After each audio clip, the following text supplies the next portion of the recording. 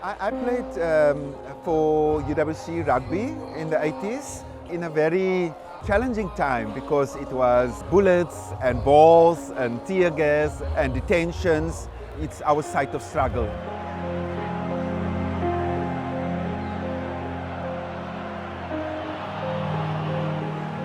The first inter-varsity was amongst the 5 ethnic universities at the beginning of the 70s, and it was only a few sports that were played.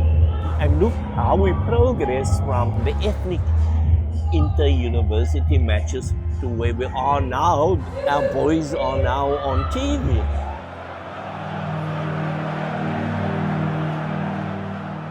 UWC has a very long, rich tradition of rugby. When UWC was still a community college in the early 60s. The beauty of all of that is in 2020 we celebrate the 60th anniversary.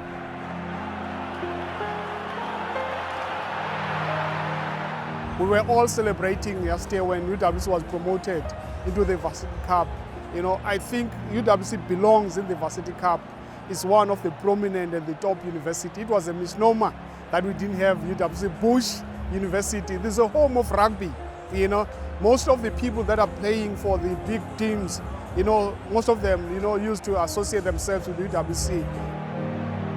It's amazing. I mean, we've been grafting so hard for so many years, so many people providing input. So for me, it's sort of a culmination of everybody's contribution, alumni going before us, and giving us this opportunity to participate in the Varsity Cup. This cup is important for the university in 2 ways.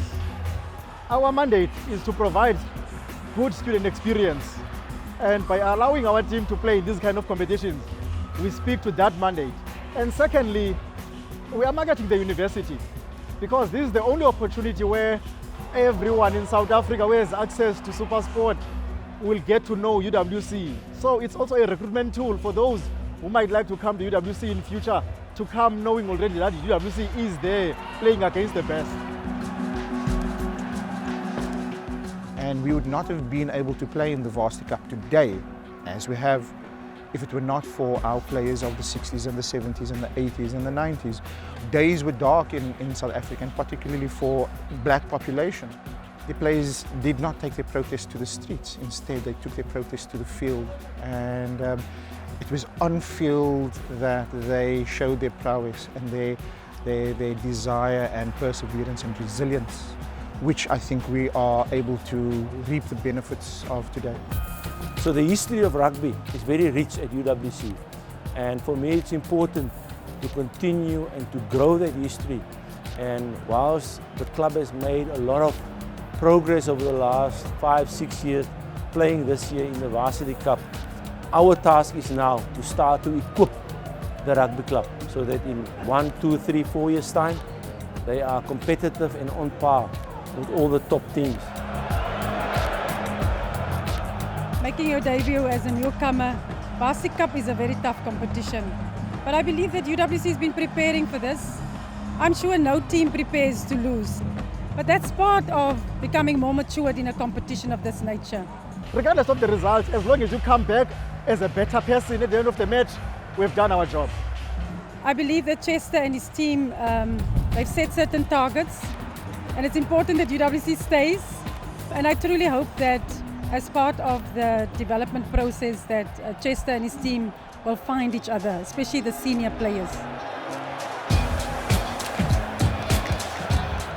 There's more than just rugby at this university or this club that we try to develop and make sure that they can be successful.